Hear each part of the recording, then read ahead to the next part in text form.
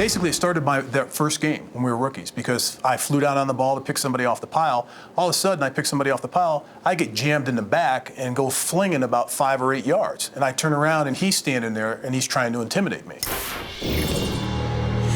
So we just didn't like one another from that game, and it carried on and on and on. Before you played the Cowboys, you heard it from everybody in the league. Randy White, he's the intimidator of professional football. There was a game in '83 where he just pummeled Russ Grimm. Russ was just getting smacked upside the head.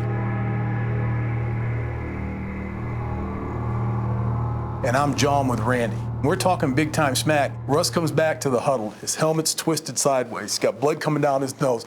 Mayday! Shut your effing mouth! I said, Russ, I got him exactly where I want him.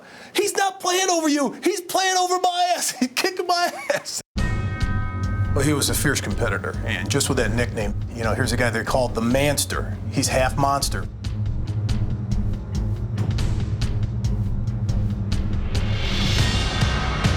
Randy White was all monster on the football field.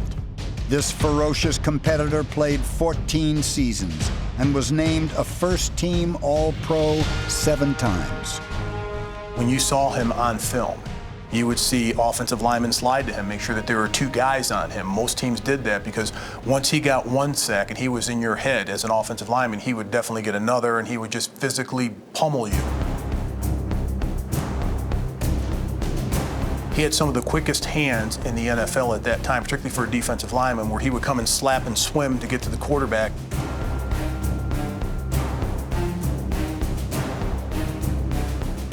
Randy White was a step ahead of any defensive lineman at that time because he had such a high motor, and he was a pretty good-sized player at 6'4", 257. You didn't see many defensive tackles that size that could get to the quarterback.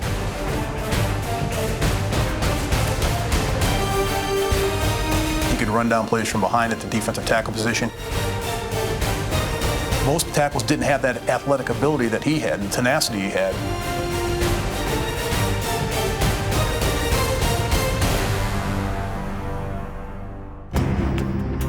White's relentless style of play earned him co-MVP honors in Super Bowl 12. It also earned him the hostility of Cowboy haters everywhere, especially in Washington, D.C.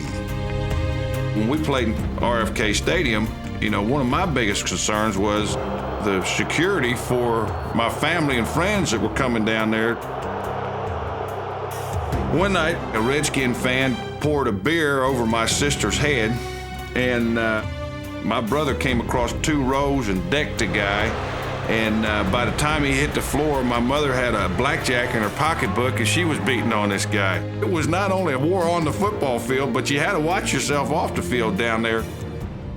Randy was the Lawrence Taylor and the Reggie White his first 8 or 9 years in the league before those guys came onto the scene.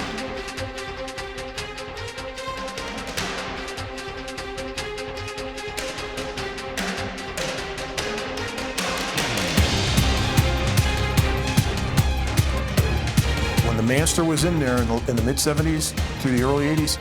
You know, he was the guy that most teams said, that's the guy we have to watch for. It's the Manster. How are you going to play against Randy White? How are you going to beat the Manster? He's one of the greatest defensive tackles. He was basically the first link in that chain that you saw players that were unblockable. You know, you can go back to the Deacon Jones and the Merlin Olsons and guys like that, but he carried it to another level. And then LT, and then Reggie.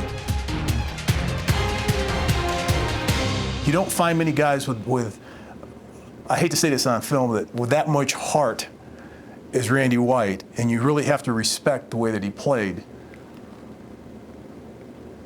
I respect the way that he played football and the player that he was, but I still have some bitter feelings, and I'll probably have them until the day I die.